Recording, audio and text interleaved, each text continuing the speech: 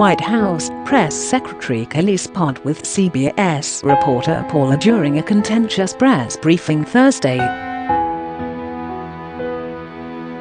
Challenged on President Donald Trump's position on condemning white supremacy, and then proceeded to talk over the press secretary as she answered the question.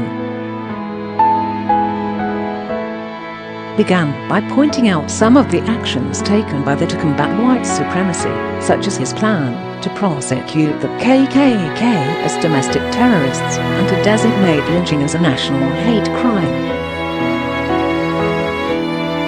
There is no stronger signal that you can send than advocating for the execution of a white supremacist, the first time there's been a federal execution in 17 years, added. He continually condemned it, and it is really pushed back, claiming several times that Trump's record was mixed on the topic. The topic has become a flashpoint since Tuesday's debate, when Trump appeared to give mixed instructions to the extremist group known as the saying that they should stand back and stand by. Close quote. He then said later that he did not know who they were.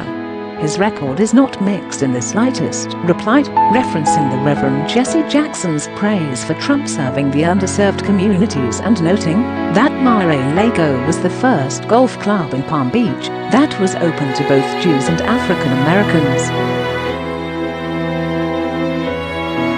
Continued to talk over, insisting repeatedly that the president had been unclear with regard to his position on the matter. Let me speak, Paula. Paula, we're not having a debate on a cable news network, raised her voice slightly and continued, right now you need to let me finish. You need to let me finish. It's quite funny that the media goes haywire about interrupting in debates, and then chooses to pursue that very same tactic themselves. This is a White House briefing. You ask a question and you give me time to answer.